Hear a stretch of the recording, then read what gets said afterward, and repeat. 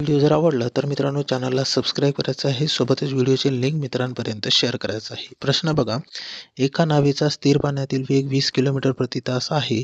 जर प्रवाहाचा वेग 4 किलोमीटर प्रति तास असेल तर त्या नावेचा प्रवाहाच्या दिशेने वेग किती?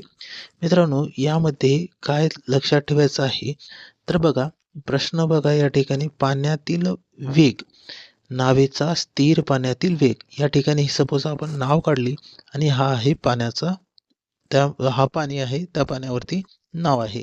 मग हा जो पाणी आहे हा स्थिर पाणी आहे, त्याच्यावरती नाव आहे, त्याचा वेग आहे या दिशेने. त्याच्यानंतर प्रवाहाचा वेग या ठिकाणी आहे प्रवाह, त्याचा वेग 4 किलोमीटर प्रति तास. या ठिकाणी याचा 20 आहे आणि याचा 4 आहे. ओके. तर जहाजाचा प्रवाहाच्या दिशेने वेग किती? आता बघा या ठिकाणी जहाजाची दिशा ही आहे आणि प्रवाहाची दिशा पण एकच आहे, बघा सेमच आहे. मग या ठिकाणी बघा प्रवाह या दिशेने आहे आणि जहाज पण या दिशेने जात असेल तर बघा काय असेल, तर या ठिकाणी यांची काय होणार, स्पीडमध्ये वाढ होणार आहे की नाही. बघा स्पीडमध्ये काय होईल, वाढ होईल.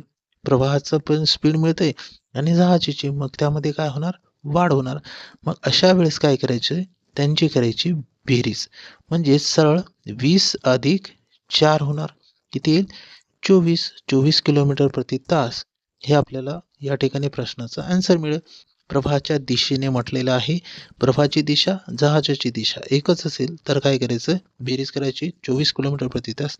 प्रश्नाचा आन्सर मिळालेला आहे ऑप्शन डी मध्ये बघा दिलेला आहे. मित्रांनो आता या प्रश्नाचा आन्सर तुम्हाला कमेंट बॉक्समध्ये द्यायचा आहे. व्हिडिओ जर आवडला असेल तर व्हिडिओला लाईक करायचा आहे आणि सोबतच जर तुम्हाला अंकगणित या विषयावरची पूर्ण चॅप्टर डिटेलमध्ये आणि टाईपनुसार जर शिकायचं असेल तर आपण आपल्या चॅनलमध्ये व्हिडिओज अपलोड केलेला आहे, तुम्ही बघू शकता. धन्यवाद.